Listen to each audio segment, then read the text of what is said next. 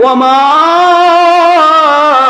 আরসালনাকা ইল্লা রাহমাতাল লিল আলামিন।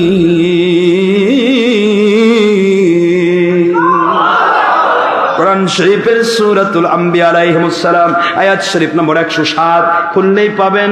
70 নম্বর পারা 21 নম্বর সূরা মক্কায় অবতীর্ণ আয়াত।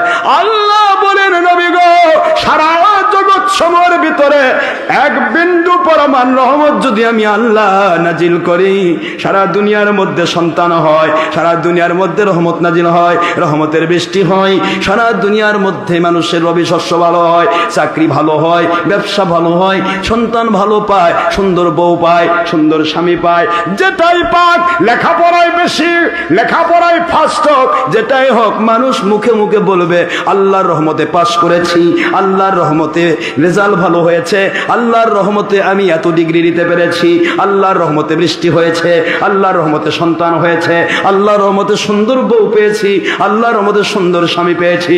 যা বলবে শুধু আল্লাহর রহমতের কথাই বলবে। নবী গো, সকল রহমতের রহমাতুল লিল আলামিন, জগৎ সমূহের যতদূর পর্যন্ত আমি আল্লাহ রব্বুল আলামিন, ততদূর পর্যন্ত আপনাকে বানাইলাম রহমাতাল লিল আলামিন। নারায়ে তাকবীর, নারায়ে রিসালাত। আল্লাহর ওলি হকের দাস সিদ্দিকিয়া দরবার শরীফের মুর্শিদ কিবলা। কষ্ট হচ্ছে আপনাদের? তাহলে রহমাতুল লিল আলামিন কে? জোরে বলেন। এই আয়াত নিয়ে এসে তাফসীর কারকগণ বলেন, ফি যালিকাল আয়াতু বিরহমাতিহি ফাবিযালিকা ফালইফরাহু। এই যে রহমাতিহি, এই রহমত হলেন আখেরি নবী। জোরে বলুন সুবহানাল্লাহ।